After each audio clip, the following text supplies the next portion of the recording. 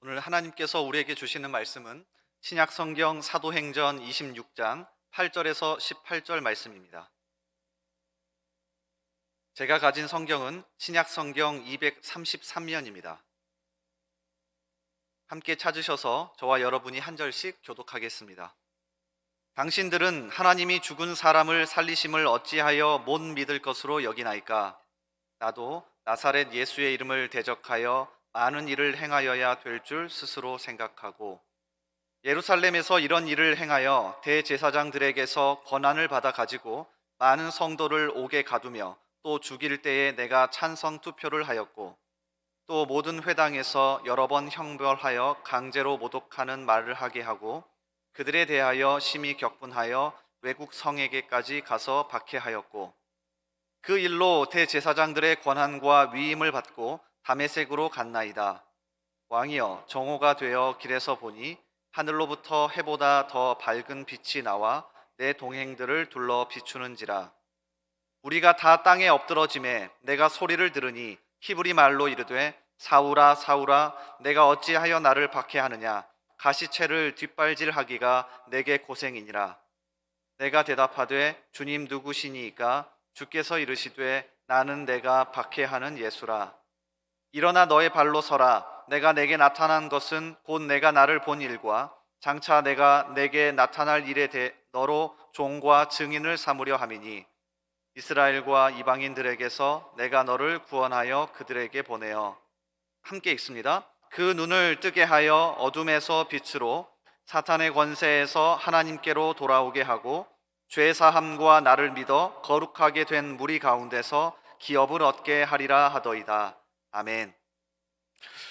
성경을 읽다 보면 여러 사람들이 등장하는데 그 중에서도 정말 그 인생이 아주 급격하게 바뀐 사람이 있습니다. 그 중에 한 사람이 오늘 본문의 이 사도 바울인데 도대체 얼마나 바뀌었는가 우리 한번 조금 조목조목 한번 살펴보면 재미가 있습니다. 오늘 우리가 읽은 본문은 사도 바울이 자기의 간증을 하는 그런 장입니다. 저는 여러분들의 삶에 하나님이 주시는 간증이 넘치기를 바랍니다. 신앙생활하면서 어떤 사람은 막 간증거리가 있는데 간증거리가 없으면 좀 그렇잖아요. 여러분 하나님께서 간증거리 많이 주시기를 주님의 이름으로 축복합니다. 근데 지금 누구 앞에서 간증하는 거냐 하면 아그리빠 왕 앞에서 지금 간증하는 건데 간증하면서 제가 왕년에는 이랬습니다 이렇게 하는 내용이에요.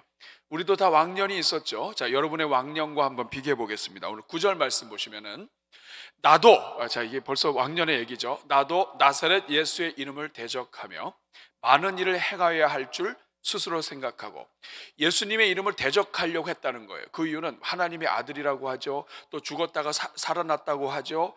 신성 모독하고 또 이 예수님을 따르는 자들이 많다 보니까 이거 그냥 놔두면 안 되겠구나. 이거 우리 유대교 전체가 다 넘어지겠구나.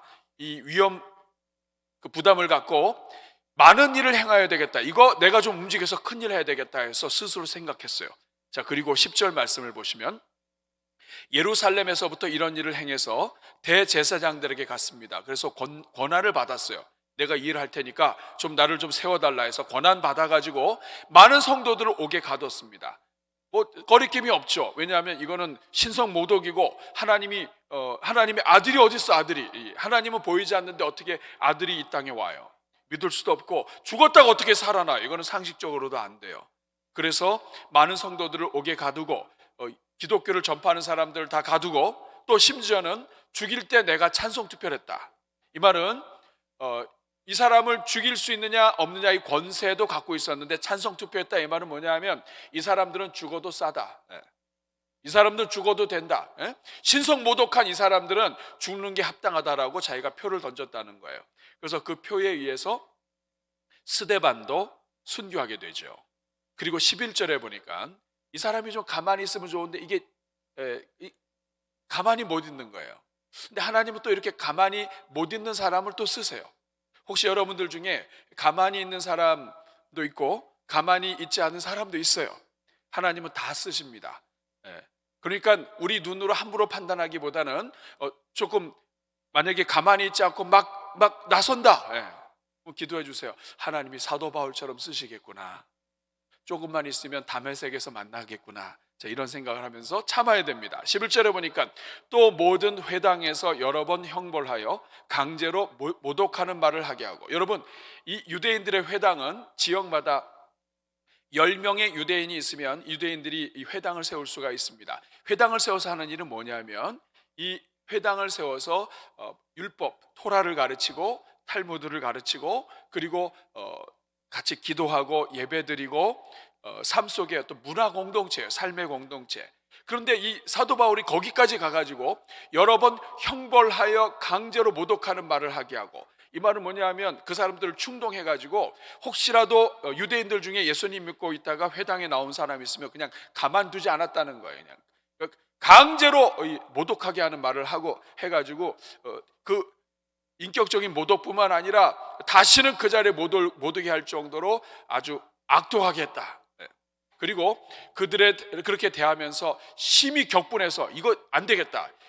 왜냐하면 그 당시 유대인들의 회당은 이스라엘 땅에만 있는 것이 아니라 그 바깥에 전 세계적으로 유대인들이 가는 곳마다 회당이 세워졌어요. 10명이 있으면 회당을 세웠어요. 왜냐하면 10명의 유대인이 있으면 11조를 통해서 한 사람을 살릴 수가 있단 말이에요. 랍비 하나를 세우고 신앙교육 할 수 있도록 하기 위해서 세계 어디든지 회당을 세웠으니까 이제는 내가 외국 성에까지 가서 그 사람들을 가만두지 않겠다. 여러분, 이게 가능했던 이유는 제사장들은 해외 나간다고 해서 제사장 존중받지를 못해요. 근데 사도 바울은 로마의 시민권을 갖고 있었어요. 그러니까 어디를 가든지 자기가 자신 있게 움직일 수 있는 거예요. 그래서 외국 성에까지 가서 박해할 것을 아예 마음 먹고, 12절 같이 읽겠습니다. 시작. 그 일로 대제사장들의 권한과 위임을 받고 저 어디로 갔습니까? 다메섹으로 갔습니다. 여러분, 그냥 그 동네에서 있었으면은 하나님이 그 동네에서 은혜 주시고 해가지고 변화되게 해서 쓰실 텐데, 이 사도 바울은 그냥 가만히 있으면 좋은데 참을 수가 없는 거예요. 그래서 하나님이 그 외국까지 지경을 넓혀서, 핍박의 지경을 넓혀서 움직이니까 하나님이 이제 드디어 손을 대시는데, 어디서 손을 대셨냐면 다메섹으로 갔나이다. 다메섹에서 손을 대셨어요. 다마스커스라고 하는 곳인데, 예루살렘에서 다메섹이 어느 정도나 떨어져 있는가 여러분 이해를 돕기 위해서 지도를 하나 준비했습니다. 가장 아래쪽에 빨간색 끝쪽에 있는 것이 예루살렘이에요. 예루살렘에서 쭉 올라가서 갈릴리가 있고, 그 갈릴리 바다에서 다시 쭉 올라가서 끝에 있는 것, 오른쪽 끝에 있는 것, 여기가 다마스커스예요. 거리가 한 300km 정도 됩니다. 한 50일 정도 걸어가야 돼요. 그러니까 이 열정이 얼마나 대단해요. 이 엄청난 거리를 그냥 그 당시에 뭐가 있겠습니까? 그걸 가지고 뭐 타고 갔든 걸어갔든 하여간 그 거리를 가서 핍박하러 가는 거예요. 보통 열심이 아닙니다. 그 결과 어떻게 됐습니까? 하나님이 만나주시고 그리고 변화시켰어요. 중요한 거는 변화가 됐는데, 이렇게 악독했던 사람이 어떻게 변화됐는가? 신약 성경에 보면 한 4가지 정도의 특징이 나타납니다. 첫 번째 특징은 뭐냐면, 일단 예전에 화려한 과거는 다 버려버렸어요. 다 지워버렸어요. 여러분, 우리가 살다 보면은 이름 앞에 막 이렇게 뭐가 붙어요.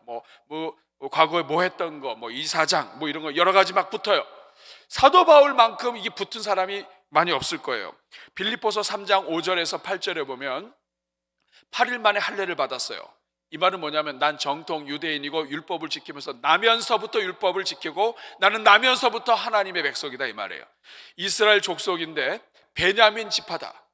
여러분이 베냐민 지파라고 하는 것, 우리도 마찬가지죠.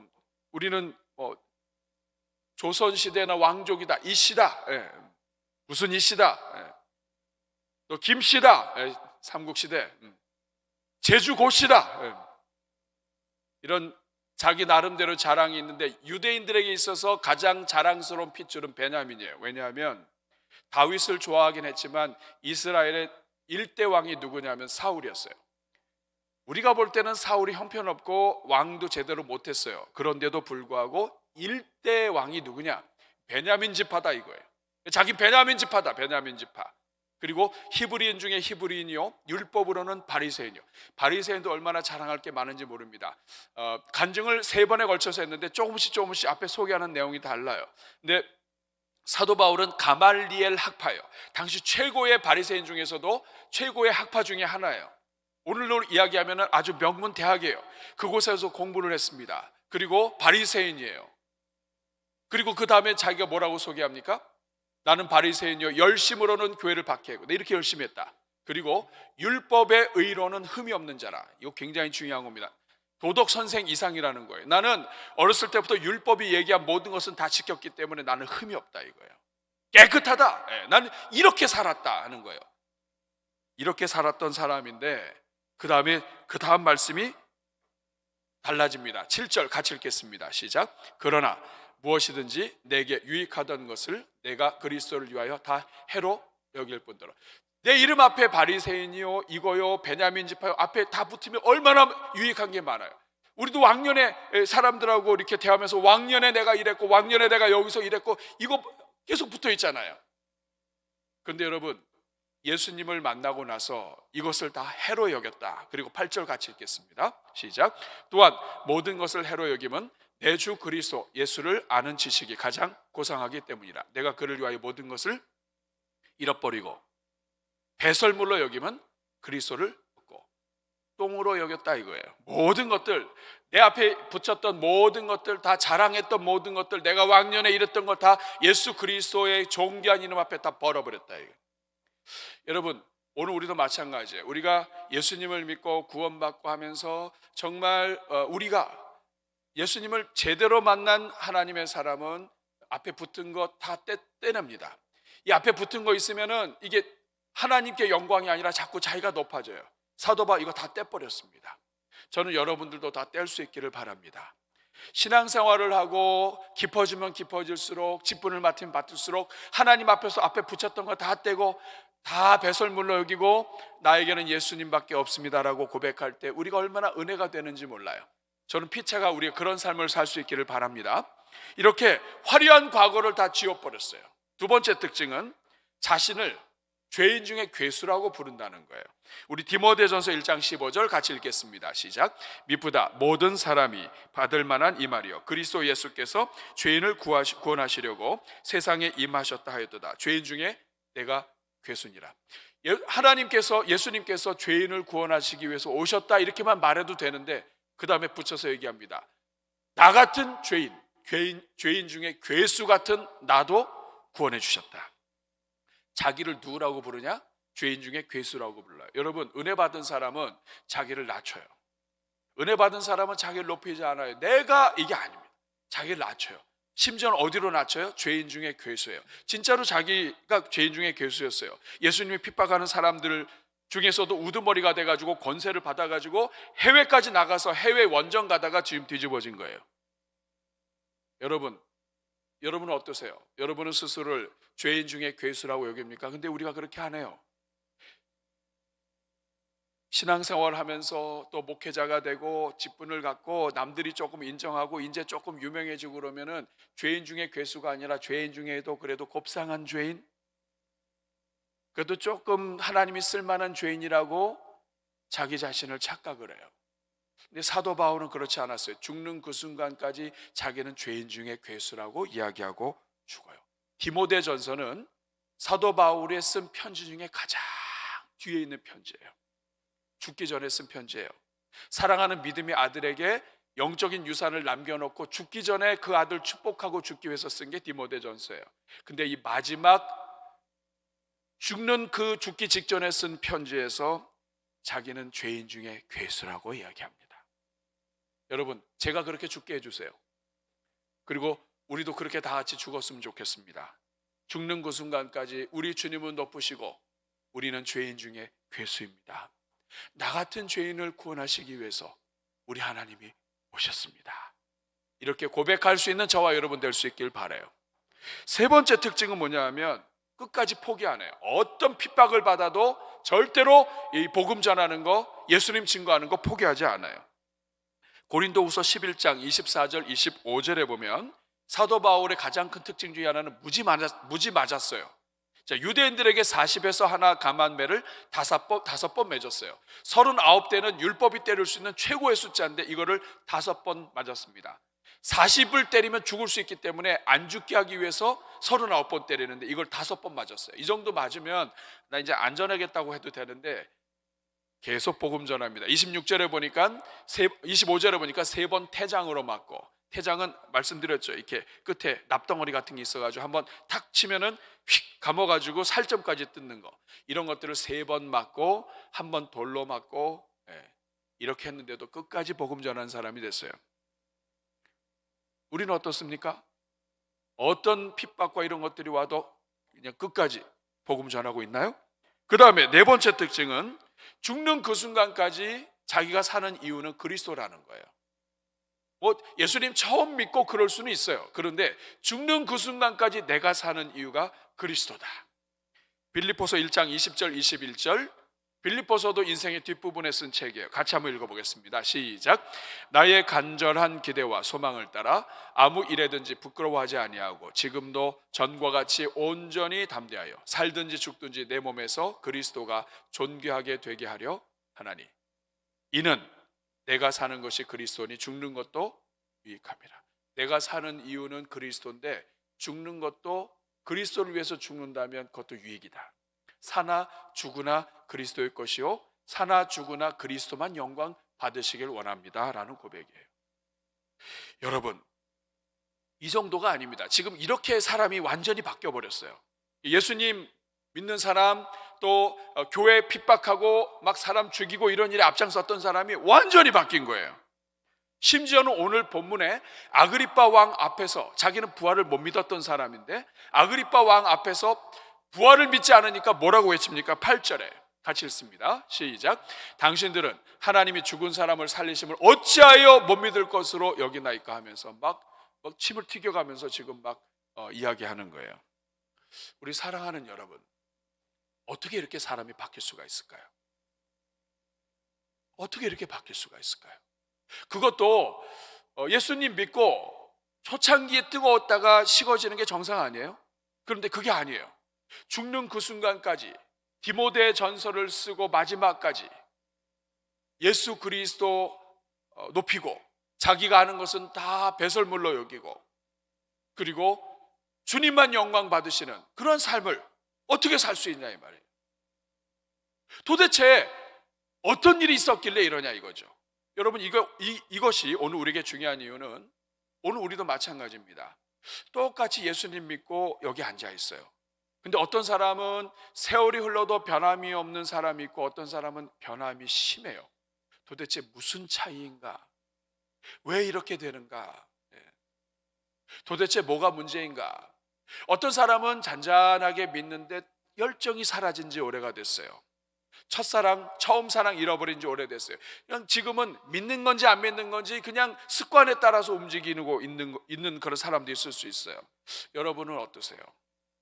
사도 바울과 비교할 때 어떻습니까? 오늘 우리는 도대체 어디에 문제가 있는 걸까요? 똑같이 예수님을 믿는데 누구는 왜 이렇게 죽는 그 순간까지 변함이 없고 누구는 이렇게 조금 이랬다 저랬다 할까요? 상태가 좀 좋으면 이렇게 좋아졌다가 그렇지 않으면 또 식어졌다가, 어디에 문제가 있을까요?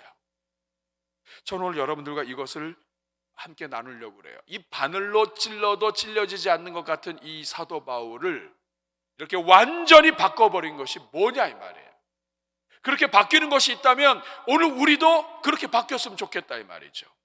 도대체 그게 무엇인가? 그것이 오늘 첫 번째로 함께 나눌 말씀입니다. 그것은 바로 부활의 주님을 직접 만난 체험이에요. 체험신앙. 체험신앙이 사도 바울이 가지고 있었던 모든 말씀 위에 역사해서 자기가 알고 있는 그 모든 말씀을 견고하게 하고 뜨겁게 하고 식지 않게 하고 그리고 죽는 그 순간까지 변하지 않게 했다는 거예요. 체험신앙이 그만큼 중요하다는 거예요. 여러분, 사도 바울이 도대체 무엇을 체험했을까요? 오늘 13절부터 이야기합니다. 12절까지는 내가 왕년에 이랬었는데 13절에 이제 변화가 일어난 거예요. 같이 읽습니다. 시작. 왕이여, 정오가 되어 길에서 보니 하늘로부터 해보다 더 밝은 빛이 나와 내 동행들을 둘러 비추는지라. 여러분, 다메섹으로 가고 있었습니다. 그런데 정오가 되었어요. 여러분, 정오는 가장 하루 중에 가장 밝은 시간이에요. 정오의 역사가 있다, 이 말은 뭐냐면 이것은 꿈이나 환상이나 어두워서 잘 안 보여서 흐릿흐릿해서 뭔가 일어난 일이 아니라 지금 정오가 되어서 가장 밝고 환해서 어느 누구도 사기칠 수 없고 어느 누구도 거짓할 수 없이 모든 것이 다 백주에 드러나 있는 이 상황에서 어떤 일이 일어났냐? 길에서 보니까 하늘로부터 해보다 더 밝은 빛이 비쳤다는 거예요. 갑자기 길을 걸어가는데 갑자기 호련히 하늘에서 정말 해보다 더 밝은 빛, 이거보다 더 밝은 빛이 있을 수가 없는 그 빛이 갑자기 씩 하고 빛이 비춘 거예요. 우리 사랑하는 여러분, 우리가 똑같이 예배드리는 이 순간에 여러분 중에 누군가는 지금 이 시간 하늘의 빛이 임하게 되기를 축복합니다. 먹고 살기 어렵고 힘든 이 상황 속에서 육체의 질병과 고통 중에서 이 자리에 나오지도 못하고 영상으로 예배 드릴 수밖에 없는 그런 가운데 있다면 오늘 여러분의 자리에 하늘의 광선이 임하고 칠의 광선이 임하시고 그리고 여러분의 삶 위에 하늘의 빛이 임하여 주시기를 축복합니다. 오늘이 아니라면 이번 주에 여러분 가정에서 있는 동안에 여러분이 하나님 앞에서 성경 읽고 기도할 때에 하늘의 빛이 여러분에게 임하기를 바랍니다. 사도 바울에게 그런 역사가 나타난 거예요. 13절 다시 보시면 하늘로부터 해보다 더 밝은 빛이 나타나서 동행들을 다 비췄어요. 동행이 다 지금 빛에 휩싸였습니다. 그러니까 이렇게 밝은 빛을 경험한 적이 없기 때문에 기적이 일어난 거죠. 그래서 전부 다 깜짝 놀라가지고 얼굴을 가리고 너무 밝으니까 아마 이렇게 했던 것 같아요. 그러면서 쓰러졌어요. 14절의 말씀을 보면 우리가 다 땅에 엎드러짐에 그 다음에 내가 소리를 들었습니다. 그런데 이 사도행전에는 사도 바울의 간증이 3번 나와요. 9장과 22장과 그리고 오늘 26장인데 이 3번의 간증에 의해서 조금씩 표현이 다른데 이것이 서로 이렇게 쫙 조합을 맞춰보면 그렇습니다. 소리를 들었어요. 다른 사람들도 소리를 들었어요. 듣긴 들었는데 들은 게 다릅니다. 어떻게 다르냐면 소리를 들으니 히브리 말로 이르되 사울아 사울아 하는 소리는 이 소리는 사도 바울만 들었어요. 네가 이것을 잘못했고 저것을 잘못했고 하는 이 모든 말씀은 사도 바울만 들었어요. 그럼 다른 사람들은 소리를 들었어요. 9장과 22장에 다른 사람들도 소리를 들은 게 나와요. 뭘 들었을까요?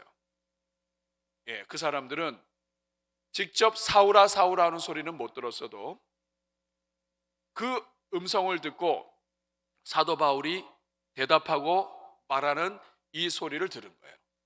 저는요 성경을 이렇게 살펴보다가 하나님 참 감사하다 하는 생각을 했어요. 왜냐하면 하나님이 이 자리에 우리가 다 이렇게 모여 있는데 갑자기 빛이 임하면서 석찬아 석찬아 이렇게 부른 거예요. 그래서 다 이렇게 소리를 다 들었어요. 그러면서 하나님 말씀하시는 거예요. 석찬아 네가 이럴 수가 있냐? 네가 어떻게 이렇게 되고 이렇게 이런 죄를 지을 수가 있냐? 그러면 제가 그 다음부터 여러분 목회할 수 있겠어요? 성도들이 그걸 다 하는데 아마 저 교회 안 나올 겁니다. 근데 하나님이 어떻게 하셨어요? 사울아 사울아 하시고 그 하나님께서 사울에게만 얘기하시는 거예요. 사울아 사울아 네가 어찌하여 나를 비방하느냐? 여러분 사울아 사울아 오늘 이거 설교 제목이에요. 이것을 설교 제목으로 삼은 이유는 하나님께서 이번 주에 여러분의 이름을 부르시기를 제가 소원하기 때문에 그래요. 살면서 한번 여러분의 이름 사울아 사울아 먼저 한번 해볼까요? 시작. 사울아 사울아. 자 이제는 여러분의 이름을 한번 넣어보는 겁니다. 시작. 석찬아 석찬아. 하나님께서 여러분의 이름을 부르시면 끝나는 거예요. 여러분 예수님을 믿으시면서 여러분의 이름을 부르시는 그 주님의 음성을 들을 수 있기를 바랍니다. 사울아 사울아 부르셨어요. 그러면 여러분 사도 바울은 어렸을 때부터 난지 8일 만에 할례 받았고 베냐민 지파 사람이고 바리새인이고 율법으로 완전한 사람이에요. 그러니까 살다가 행여나 주님이 나에게 오신다면 아마 이 세상에 있는 수많은 사람들 중에서 나한테만큼은 칭찬하실 거라고 생각했을 거예요. 사울아 사울아 평생 못 들었던 말씀을 들었어요. 하늘의 빛이 임했어요. 온 세상이 화해해졌어요. 예. 아마 다른 사람이 안 보였을 겁니다. 온 세상이 하얘졌어요. 사울아 사울아, 칭찬받을 거야. 그런데 여러분, 그 다음에 하는 말씀이 뭐냐면, 사울아 사울아, 네가 어찌하여 나를 박해하느냐. 깜짝 놀랐을 겁니다. 나는 박해한 적이 없는데 하나님을 어떻게 박해했어요? 나는 하나님 박해한 적이 없어요. 지금 사울아 사울아 부르는 이분은 하나님이신데, 이분이 하시는 말씀이 네가 어찌하여 나를 박해하느냐 이거예요. 나는 박해한 적이 없는데, 하나님을 위해서 지금도 이 해외로 나와서 해외 원정까지 오면서 지금 이 그리스도인들을 색출하고 있는데, 그래서 묻습니다. 주여 누구십니까? 그랬더니 대답을 하시기를, 나는 네가 박해하는 예수라. 충격이었을 겁니다. 하나님이 예수님이신 건 생각도 못했어요. 그걸 이제 알았으면 박해 안 했죠. 이해가 안 되고 죽은 자가 어떻게 살아나요? 그리고 어떻게 하나님의 아들이 이 땅에 와요? 이해할 수 없는 것 속에서 도저히 이해할 수 없고, 가만 놔뒀다가는 유대교가 무너지게 생겼으니까 나서서 하게 됐는데, 자기의 이름을 부르신 그분, 그리고 네가 왜 나를 박해하느냐고 하신 그분이 예수님이셨고 그분이 하나님이셨어요. 이 일이 일어난 후에 우리 주님이 말씀하십니다. 오늘 우리 본문에는 안 나와 있지만 9장과 22장을 통해서 너는 마을로 들어가라. 그리고 아나니아라고 하는 사람이 너에게 가서 너의 눈을 뜨게 해줄 것이다. 안수할 때. 지금 모든 것을 밝은 것을 보고 엎어지고 이 음성 듣고 사도 바울이요, 인생 일대의 위기를 맞아요. 이건 인생 모든 게 다 무너지는 거예요. 3일 동안 아무것도 못 먹고 눈이 멀어서 아무것도 안 보이고 사람들한테 끌려가지고 그 마을에 들어갔다가 아나니아가 진짜 왔어요. 아나니아가 와서 안수하고 나서 눈에서 비늘 벗어지고 눈 뜨고, 그리고 그때부터 사람이 바뀌는 겁니다. 사랑하는 여러분, 사도 바울이 이렇게 변화된 데에는 부활의 주님을 직접 만난 체험 신앙이 있었어요. 따라하겠습니다. 체험 신앙. 여러분들, 이것이요 특이한 것이 아니에요. 성경은 전체가 체험 신앙으로 가득 차 있어요. 성경에서 여호와를 알라, 힘써 여호와를 알라 할 때 이 알다라고 하는 말은 체험이 뒷받침되어 있는 아는 거예요. 그냥 머리로 아는 것이 아니라 어떤 지식이냐면, 남자와 여자가 서로 결혼하고 육체적인 접촉과 이런 것들을 통해서 서로 아주 깊이 경험해서 아는 그 알다라고 하는 말이 여호와를 알다라는 말이에요. 그러니까 하나님을 믿고 하나님을 안다 하는 그것은 그냥 하나님 믿는 게 아니라 하나님이 누구신지를 알고 경험하고 체험하고 그 하나님을 믿는 걸 얘기하는 거예요. 여러분, 이게 성경입니다. 그런데 우리 주변에 하도 이단이 많고 또 은사 받고 이런 사람들이 좀 이상한 것도 많고 잘못되는 것도 많고 그러다 보니까 우리가 그런 것들을 자꾸 위험한 것들을 배제하고 지금은 뭐만 남았냐면 말씀만 붙잡고 믿자 이 말이에요. 그런데 여러분, 우리가 성경을 다시 봐야 돼요. 우리가 잘 아는 믿음의 선배 중에 아브라함이 있습니다. 창세기 12장 1절에 보면 아브라함이, 하나님께서 이 아브라함 이제 혼자 그냥 부모와 생활하고 있던 아브라함에게 나타나셔서 아브라함에게 이르시되 너는 너의 고향과 친척과 아버지의 집을 떠나 내가 내게 보여줄 땅으로 가라, 이렇게 말씀하셨어요. 내가 너와 함께 할 것이다. 내가 너를 믿음의 조상으로 만들어 줄 것이다. 너를 축복하는 자에게는 축복하고 너를 저주하는 자에게는 저주할 텐데 네가 복의 근원이 될 것이다, 이렇게 말씀하셨어요. 그래서 이 말씀을 따라서 아브라함이 갔다고 우리는 믿고 있어요. 그래서 우리가 뭐라고 얘기하냐면 말씀을 따라갔기 때문에 항상 말씀을 따라가야 됩니다, 이렇게 얘기해요. 그 말 맞아요. 그러나 우리가 빼먹은 것이 있어요. 여러분이 12장 1절 자세히 보시면 하나님이 아브라함에게 이르셨는데, 이것은 어떤 충격적인 사건이냐면 하나님이 계시긴 계신데 그분은 나와 관계가 없어요. 나에게 말씀 안 하시는 분이에요. 그런데 어느 날 갑자기 아브라함에게 하나님이 찾아오신 거예요. 그리고 하나님이 말씀하신 것입니다. 아브라함아, 아브라함아. 누구십니까? 그러면서 말씀하시는 거예요. 너는 너의 고향과 친척과 아버지의 집을 떠나 내가 내게 보여줄 땅으로 가라. 지금 여러분, 우리가 볼 때는 말씀만 따라가는 것 같지만 사실은 그렇지 않아요. 하나님이 보이지 않던 시대에 하나님께서 아브라함에게 나타나셔서 아브라함에게 말씀하여 주신 거예요. 그 말씀하여 주신 그것은 기적입니다. 기적. 어떻게 보이지 않는 하나님이 나에게 찾아오셔서 나에게 말씀을 하세요. 여러분 같으면 누군가 갑자기 나타나가지고 고향과 친척과 아버지 집을 떠나 가라. 그럼 가겠어요? 누군지 알고 가겠어요? 지금 하나님께서 아브라함에게 나타나셔서 말씀하셨다는 얘기는 뭐냐면, 하나님이 압도하는 은혜로, 그리고 거부할 수 없는 그 은혜로 하나님이 진짜 계신 거야. 하나님이 말씀하신 거야. 나한테 복을 주겠다고 약속하신 거야. 이 하나님 붙잡지 않으면 내 인생 망할 것 같은 거예요. 이 하나님만 따라가면 내 인생 끝날 것 같은 거야. 그래서 하나님을 따라가기로 결정해서 친척과 아버지와 이 모든 집을 다 버리고도 내가 이분 따라갈 수 있을 정도의 믿음을 우리 하나님이 보여주신 거예요. 체험으로. 그러니까 창세기 12장 1절은 아브라함이 하나님을 깊이 만난 체험이 이 안에 숨어 있는 거예요. 그래서 말씀 따라 간 겁니다. 야곱은요, 여러분, 이 야곱은 평생 뺀질뺀질대는 사람이에요.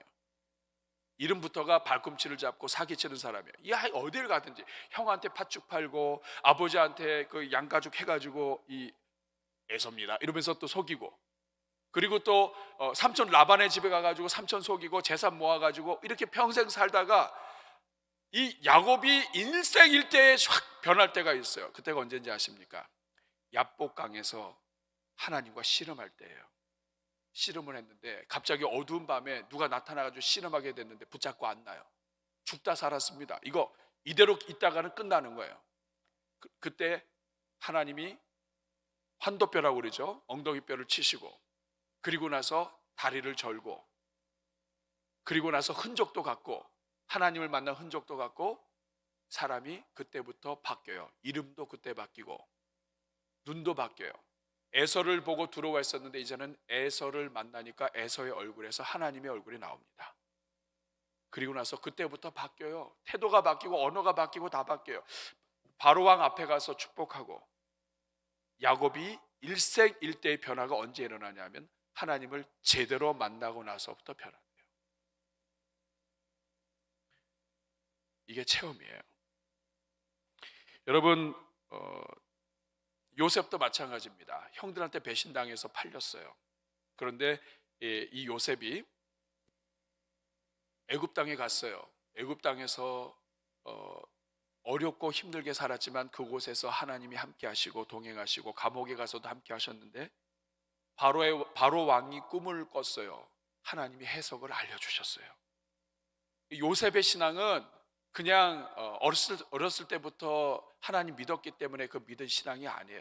체험하는 신앙이었다고요. 뿐만 아닙니다. 여러분, 모세가 하나님의 도구가 된 것, 이집트의 왕자로 있었다가 쫓겨나고 도망쳐서 광야 생활하던 모세가 언제 하나님의 사람으로 되냐면, 모세가 양을 데리고 호렙산에 올라가는데 갑자기 떨기나무에 불이 붙었어요. 근데 이 불이 막 타오르는데 이상하게 나무는 안 타고 불만 타요.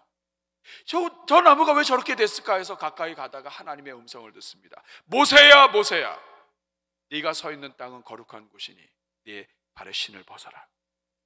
그 하나님 만나고 나서 모세가 나머지 인생을 하나님을 위해서 씁니다. 여러분, 욥도 마찬가지예요. 욥, 동방의 의인이었던 욥. 여러분, 이 욥이 말이죠, 하나님을 믿고 아주 성실하게 잘 믿었어요. 얼마나 믿음이 좋았는지 하나님이 그 믿음 때문에 자랑도 하셨어요. 그런데 욥이 어려움을 당하고 고난 당하고 그러면서 하나님을 진짜 체험해요. 그리고 고백하는 말이 무엇입니까? 욥기 42장 5절 말씀 보세요. 같이 읽겠습니다. 시작. 내가 주께 대하여 귀로 듣기만 하였사오나 이제는 눈으로 주를 배웁나이다. 욥의 고백이에요. 이 고난을 통해서 예전에는 귀로 듣기만 했는데 이제는 눈으로 보았다고 얘기해요. 그리고 나서 이 사건 이후에 욥은 갑절의 복을 받습니다. 다니엘과 세 친구도 마찬가지예요. 어렸을 때부터 믿은 하나님이 있었지만은 객지에 나와서 고생하는 동안에 사자굴에 들어갔어도 그 사자들의 입을 막아버리시는 하나님을 만났어요. 풀무불에 들어갔는데 타 죽지 않고 나오는 은혜를 입었어요. 하나님을 만난 사람들이에요. 여러분, 선지자들이 괜히 할 일이 없어서 하나님이 말씀 주시니까 간 거 아니에요. 그 말씀을 전하지 않으면 안 될 만큼 하나님께서 임재하시고 살아계신 하나님을 만나게 되고, 그 하나님이 내 백성들에게 가서 복음을 전하라고 얘기하는 그 말을 듣고 갈 수밖에 없는 거예요. 제자들이 예수님의 부활을 증거했던 이유는 눈으로 봤기 때문에 그래요. 여러분, 오순절 성령 강림하시고 제자들이 성령의 역사 속에서 막 거리로 쏟아져 나와서 하나님의 복음 전했던 이유는 불을 받았기 때문에 그래요. 불을 체험한 거예요. 자기들의 입술, 툭하면 헛된 말 나오고 더러운 말 나왔던 그 입술이 방언이 쏟아져 나오면서 이 혀가 하나님의 일을 말하는 혀로 바뀌는 것을 경험한 거예요. 이제까지 없었던 일들이 자기 삶에 일어나면서 자기들이 쏟아져 나온 거라고요. 기독교는 아브라함, 믿음의 조상 아브라함부터 시작을 해서 다윗, 모든 믿음의 선배들을 거치면서 다 체험신앙이에요. 그리고 교회가 생긴 것도 부활을 직접 경험하고 오순절 성령을 직접 체험한 하나님의 사람들을 통해서 하나님이 교회를 세워주셨어요. 교회는 말씀이 중심이 되지만 이 말씀이 죽어있는 말씀이 아니라 오늘도 역사하시는 하나님의 말씀이라는 것을 체험한, 하나님을 만난 사람들을 통해서 세워진 거예요.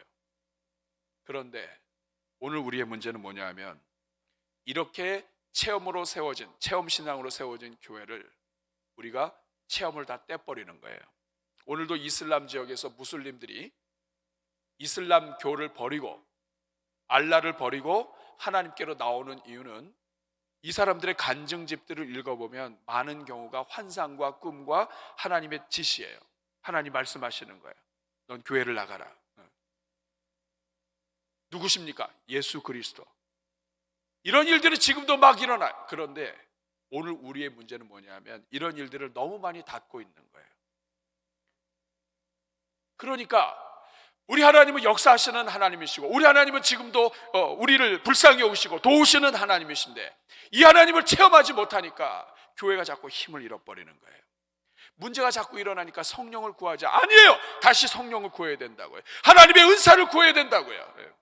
여러분, 제가 처음 사역 시작할 때 아무것도 모르는 때죠. 처음 사역 시작할 때 우리 학생들을 맡았었는데, 학생들과 함께 여름 수양회를 갔어요. 근데 제가 한 가지 알고 있었던 거, 그것은 뭐냐면, 나는 능력이 없고 아무것도 없지만 하나님 안에서 같이 기도하면 하나님이 알아서 은사 베푸신다. 그래서 저도 학생 때 수양회에서 은혜를 받았기 때문에 아이들과 함께 수양회 가가지고 한 거 없습니다, 뭐 할 수 있는 게 있어야지 말씀 전하고 그냥 계속 기도한 거예요. 기도하는 동안에 하나님께서 방언 주시고 아이들의 입술에서 하나님의 큰 일이 나오게 하고. 여러분, 우리 자녀들 이 첨단 과학 시대 속에서 하나님이 살아계신 걸 뭘로 믿어요? 어떻게 믿어요? 하나님이 보이지 않는데 어떻게 믿어요? 그런데 하나님 앞에 기도하다가 자기 평생에 자기 입술에서 나오지 않던 단어가 나오고, 자기 입술을 통해서 내 마음대로 쓸 수 있었던 혀가 내 마음대로 쓸 수 없던 다른 말들이 튀어나올 때, 이거 하나님이 계시구나, 이렇게 생각하지 않겠어요? 우리가 그런 신앙 위에 지금 와 있다고요. 저는 우리 교회의 과거를 돌아보면서 우리 원로 목사님, 사모님 참 감사해요. 왜냐하면 다른 것들도 열심히 하셨겠지만 그 중에서 기도하는 것에 집중하셨던 거. 여러분, 기도는 은혜를 받는 통로예요. 기도하지 않으면 응답이 없습니다. 기도했다는 것은 무엇이냐면 하나님이 움직이시도록 했다는 거예요. 여러분들의 부모님들 다 기도원 세대예요. 문제 생기면 사람들하고 대화해서 풀려고 하지 않고 기도원에 들어가서 하나님 앞에 엎드리고. 근데 지금은요, 우리가 어떻게 변했냐면 기도원 더러우면 안 가요. 그 말은 뭐냐면 더러우면 가서 기도도 안 하고 싶은 거예요. 여러분, 지금 죽을까 살까의 문제인데 그 깨끗하면 가서 기도하고 더러우면 그 기도 안 하고 언제 기도해? 언제 기도해? 우리가 지금 그런 세대 속에서 있다고요. 이제 곧 5월인데 우리에게 기도를 가르쳐 주시고 우리에게 체험 신앙을 가르쳐 줬던 분들, 우리 부모님들, 여러분 감사할 수 있기를 바랍니다. 부모님들이 우리가 어버이 주일 또 이렇게 어버이날 다가와서 감사하는 여러 가지가 있지만 우리의 신앙이 죽은 신앙이 아니라 체험 신앙이 되도록 오늘까지 기도해 주시고 이끌어 주신 것에 대한 감사는 강조해도 지나치지 않은 거예요. 우리 사랑하는 여러분, 오늘날 그래서 교회들마다 마귀에게 넘어가요. 이성으로 우리가 생각해서 이게 옳고 저게 옳고 판단하고 이게 법이고 이 안에 테두리에 갇혀 있다 보니까 법을 초월해서 역사하시는 하나님을 우리가 잘 몰라요. 그러니까 교회마다 약해요. 마귀가 조금만 움직이면 머리 쓸 수 있는 사람 다 움직인다고요. 하나님의 교회는 그렇게 안 되는 거예요. 교회는 창세기부터 시작해서 다 하나님의 역사입니다. 살아계신 하나님의 움직임이에요. 저는 이번 주에 하나님이 여러분의 삶의 빛으로 임해 주시기를 바랍니다. 이번 주에 여러분이 가는 곳마다 하나님의 음성 들을 수 있기를 바라요. 살아계신 하나님 만날 수 있기를 바랍니다. 여러분들과 저게 정말 하나님 앞에 금식하고 기도하고 하나님 앞에 엎드릴 때 여러분 질병 중에 있는 그 모든 암세포도 다 하나님께서 깨끗하게 소멸시켜 주시고 불로 태워 주시기를 축복합니다. 이런 체험 신앙이 우리 안에 있어야 돼요. 구하고 이루어지지 않더라도 구하는 그 신앙이 우리에게 필요하다고요. 이거 회복해야 됩니다. 그러면 오늘 이렇게 우리가 체험신앙과 이런 것들이 쉽게 이루어지지 않고 하나님이 우리를 도우시기 원하는 거 아는데 하나님께서 우리를 도우시고 하는 것들이 쉽게 이루어지지 않는 이 체험신앙으로 다가가지 못하는 그 이유가 무엇일까? 오늘 본문에 그 힌트가 나와 있어요. 오늘 두 번째 여러분들과 함께 살펴볼 것은 가시채를 뒷발질하기가 고생이다는 거예요. 한번 같이 읽겠습니다. 시작. 가시채를 뒷발질하기가 고생이다. 이게 도대체 무슨 말인가? 여러분 우리 14절 같이 한번 읽어보겠습니다. 14절 말씀 시작. 땅에 엎드리지매 내가 소리를 들으니 히브리 말로 이르되 사울아 사울아 내가 어찌하여 가시채를 네게 고생이라. 이게 무슨 뜻입니까? 가시채를 뒷발질하기가 네게 고생이다. 이 가시채를 뒷발질하다 이 말은 쓸데없는 저항을 하는 것을 지적하는 헬라의 속담이에요. 쓸데없이 저항하는 거예요. 이게 뭐냐면 사람이 이제 소를 끌어요. 그러면서 쟁기도 달고 해가지고 밭을 갈아요. 그럼 소가 사람 시킨 대로 가면 되는데 얘가 가끔씩 열 받는 거예요. 왜냐하면 이쪽 길은 힘들고 길도 별로 안 좋은데 자꾸 일로 가라는 거예요. 그렇죠, 여러분. 이 밭 갈 때 보면 좋은 땅만 가겠어요? 그러니까 자꾸 돌 있고 막 이런 데로 가라니까 신경이 나니까 이 소가 자꾸 뒷발질하는 거예요. 뒷발질. 그럼 뒷발질하면은 사람이 닿으면 좋겠지만 그렇지도 않아요. 그냥 한 대 맞긴 하지. 그래서 채찍을 또 해. 가시 같은 이 채찍을 또 해요. 그럼 이 가시채를 맞으면서 이 기분 나쁘니까 또 뒷발질해. 그러면 결국 누가 손해냐면 소가 손해예요. 사람은 결국 자기가 하고 싶은 대로 다 하거든요. 그러면 소는 가고 싶지 않아도 빨리 가주는 게 자기한테 유익해요. 그래 빨리 끝나고 밥 먹어요. 근데 버티면 버틸수록 시간도 걸리고 오늘 끝날 거 내일 또 해야 돼요. 그 말이에요. 가시채를 뒷발질하기가 네게 고생이니라. 사람이 소가 아무리 반항을 해도 사람이 이끄는 대로 가는 거예요. 그게 옳은 겁니다. 하물며 내가 아무리 싫다고 우기고 하나님 어떻게 사람이 부활을 해요? 어떻게 하나님의 아들이 이 땅에 와요? 난 도저히 믿을 수가 없어요. 그래서 난 이 사람들 가만두지 않겠습니다 해서 막 움직이는데 그것이 결국은 가시채를 뒷발질하는 거다 이 말이에요. 하나님이 움직이시는 그 일을 내가 싫고 내가 이해 안 되고 내 생각에 안 맞고 합리적이지 않다고 해서 내가 함부로 나서서 하는 모든 것들이 가시채를 뒷발질하는 거다 이 말입니다. 그러다 보니까 누가 고생이냐? 자기가 고생이에요. 왜냐하면 하나님이 하시는 일은 결국 하나님이 하세요. 제가 교회를 섬기다 보니까 그래. 제 청년 때도 그렇고 저도 나름대로 이렇게 옳고 틀리고 이런 거에 대해서 이렇게 이런 말도 해보고 저런 말도 해보고 다 해봤지만 결국은 뭐냐면 하나님이 큰 그림을 가지고 가시면 그냥 가는 거예요. 하나님께서 이 교회 담임 목회자와 당회를 통해서 또 교회 일꾼들을 통해서 기도하는 사람들을 통해서 하나님이 이 교회를 움직일 때 때로는 어떤 사람은 이것을 하나하나 설명 잘하고 합리적으로 잘해서 끌어가고 있는 리더십도 있지만, 어떤 사람은 이 마음만 급해가지고 말 못하고 어쨌든 이 하다가 보면 서로 부딪힐 때도 있어요. 근데 중요한 것은 뭐냐면, 하나님이 전체적으로 끌고 갈 때는 그 안에서 아무리 뒷발질하고 옆발질하고 옆차기 앞차기 다 해도 하나님이 그냥 끌고 가신다고요. 뒷발질하는 사람만 고생하는 거예요. 근데 그 일을 많이 합니다. 사도 바울이 그랬어요. 자기가 이해 안 돼요. 어떻게 부활이 있을 수가 있어요? 자기가 알고 있는 성경은 하나님이 고난받지 않아요. 어떻게 메시아가 고난받아요? 근데 여러분, 사도 바울이 아는 게 전체를 다 아는 게 아니잖아요. 하나님이 하시는 일을 내가 이해가 안 된다고 해서, 내 생각하고 틀리다고 해서 길을 쓰고 방해하고, 여기 가서 사람 죽이고 저기 가서 사람 헐뜯고, 회당 가서 믿는 사람 오면은 쳐버리고, 다메섹까지 가가지고 하려고 하는 이 모든 것들이 다 뒷발질하고 다니는 거예요. 그러다가 스데반도 하나 죽이기도 하고, 하나님이 가만 보다 안 되니까 이제는 치시는 겁니다. 뒷발질하는 게 고생이다. 너 가만 놔두다 보면 네 옆에 아무도 안 남겠다. 그래서 하나님이 만지셔서 데려가시는 거예요. 가시채를 뒷발질하기가 내가 고생이다. 여러분 어떠세요? 하나님이 하시는 일은요, 우리가 뒷발질하든 옆발질하든 하나님이 다 데려가세요. 그거 맘상한다고, 또 나의 생각이 안 맞는다고 아무리 해봐야 고생입니다. 헛고생이에요. 하나님한테 크게 맞아요. 그럴 때는 하나님 앞에 기도하면서, 잘 모를 때는 이것이 맞다 틀리다 하지 않고, 잘 모를 때는 하나님 앞에서 기도하면서 엎드리는 거예요. 괜히 애꿎은 스데반 죽이지 말고. 그래서 하나님 앞에 있다 보면 하나님이 인도하시는 큰 그림이 보이기 시작하는 거예요. 사도 바울이 이것 때문에 안 되는 겁니다. 가시채로 뒷발질하고 있어서 안 되는 거예요. 그러니까 하나님의 사명, 하나님이 지금 사도 바울을 쓰려고 하시는데 이 쓰고자 하시는 이 큰 그림을 못 보고 이제 뒷발질하고 다니는 거예요. 근데 하나님이 이렇게 사도 바울을 만나시고, 그리고 나서 이 사도 바울이 바뀝니다. 어떻게 바뀌느냐? 말투가 바뀌어요. 어떻게 바뀌냐면, 오늘 본문은 없지만 사도행전 22장 10절 말씀을 보면 같이 읽겠습니다. 시작. 내가 이르되 주님 무엇을 하리까?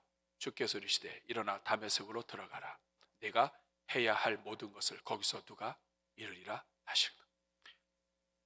가장 좋은 것은 뭐냐 하면, 주님 이제 그럼 제가 무엇을 하면 좋겠습니까? 사도 바울이 이거 안 물어보고 여기 가서 뒷발질하고 여기서 뒷발질하고 하다가 자기가 쓰러지고 하나님 만난 다음에야 그때 물어봅니다. 주님 내가 그럼 무엇 하면 좋겠습니까? 여러분 이게 중요해요. 이번 한 주 동안에 우리 주님 앞에서 뒷발질하고 다녔던 것들 우리 주님 앞에 용서를 구하고 하나님 앞에 엎드려서, 주님 제가 무엇을 하면 좋겠습니까? 묻는 게 중요해요. 이렇게 물으시면 하나님께서 이 사도 바울을 갖고 계셨던 이 모든 계획을 알려주십니다. 물을 때에 알려주시는 거예요. 하나님을 구해야 돼요. 하나님을 부르짖어야 돼요. 이번 주부터 성경을 다시 묵상하면서 하나님의 뜻이 무엇인지를 찾으면서 기도하면서 하나님을 찾아야 돼요. 그러면 하나님이 우리에게 길을 보여주십니다. A.W. 토저가 이런 말을 했습니다. 오늘날 교사들 가운데 너무 많은 이들이 그들의 사역에 하나님의 임재가 나타나지도 않으며 그들의 개인 생활에 아무런 기이한 일도 일어나지 않는다는 것을 알지 못한 채 매년 믿음의 기초적인 것들을 가르치는 것으로 만족하고 있는 것 같다. 믿음의 기초는 가르치는 것이 분명하고 가르쳐야 되지만 이게 끝이 아니에요. 하나님이 임재하시고 살아계시고 역사하시는 것을 체험하고 나눌 수 있어야 돼요. 그리고 또 이런 말을 했습니다. 성경은 그 자체가 끝이 아니다. 성경은 이 자체가 끝이 아니에요. 이 성경을 읽는 사람들에게 하나님을 알게 하고 깨닫게 하고 만나게 하고 하나님이 하나님께로 들어갈 수 있도록 열어주는 문이다 이 말입니다. 우리 사랑하는 여러분, 이번 한 주 동안 하나님이 여러분을 만져주시길 바랍니다. 여기서 나가시다가 빛을 보실 수 있기를 바라고 여러분의 삶에 역사하신 하나님 만날 수 있기를 바라요. 혹시 여러분들 중에 젊었을 때 처녀 때 총각 때에는 뜨거웠었는데 어느 순간에 냉랭해졌다. 여러분, 우리의 신앙이 체험 신앙으로 계속해서 견고해져야 돼요. 다시 성령 구하시고 다시 은혜 구하시고 하나님 날마다 주님 만나는 삶 살게 해 주옵소서. 여러분, 이거 하나님 앞에 구하면서 이번 코로나 기간 동안에 오히려 하나님과 더 깊은 관계로 들어가는 주의 종들 될 수 있기를 바랍니다. 우리 한번 가슴에 손 얹고 같이 기도할 때, 하나님, 제가 좀 배웠다고, 좀 알고 있다고, 신앙생활 했다고 가시채를 뒷발질하고 있는 것 아닙니까? 혹시 우리 자녀들 우리가 체험신앙으로 충만하지 못해서 다른 데 가서 가시채 뒷발질하고 있는 것 아닙니까? 하나님, 주님 만나게 하여 주옵소서. 주님 깊이 만나게 하여 주시고 이제는 주님 앞에 엎드려 내가 무엇을 하면 좋겠습니까? 간구할 때 하나님 만나 주시고 회복시켜 주옵소서. 오늘 말씀 생각하시면서 하나님 만나는 신앙, 체험 신앙으로 뜨거운 신앙, 죽는 그 순간까지 뜨거운 신앙 갖게 하여 주옵소서. 이런 마음으로 우리 주님 앞에 합심으로 기도할 때 주님께서 여러분 도와주실 줄로 믿습니다. 저를 한번 따라해 주시기 바랍니다. 주여 은혜를 주옵소서. 주여 은혜를 주옵소서. 우리 다같이 주여 한번 부르고 기도하겠습니다. 주여, 은혜로우신 아버지 하나님 감사합니다. 이 자리에는 주의 종들마다 하나님 살아계신 하나님 만나게 해주시고 아버지 그저 적절하게 기독교 문화 즐기며 적절하게 내가 하고 싶은 대로 살면서 적절하게 하나님과 거리 두려고 하는 모든 것들 하나님 앞에 악한 것인 줄로 믿습니다. 살아계신 주님 만나서 하나님이 기뻐하시는 일에 마음을 열고 내가 내 맘대로 내 것 쓰는 것이 아니라 하나님이 원하시는 대로 나를 드릴 수 있도록 하나님이여 도와주옵소서. 이 자리에 있는 모든 성도들 기억하여 주시고 가정과 자녀들과 생업 위에 은혜를 내려 주옵소서. 자비로우신 주님, 살아계신 하나님을 성경과 글과 책에 갇혀있는 하나님으로 오늘 우리가 믿고 있다면 주님 우리를 용서하여 주시고 살아 역사하시는 하나님 만나게 하여 주옵소서. 예배 자리에 찬송 부르다가 주님 만나게 하시고 가정에서 기도할 때 하늘의 빛이 임하게 하시며 육체를 연약하게 하는 모든 질병과 씨름할 때에 하나님의 능하신 오른손을 경험하게 하여 주옵소서. 성령을 구하게 하시고 하나님을 부르짖게 하시며 추구하게 하여 주옵소서. 예수님의 이름으로 축복하며 기도하옵나이다.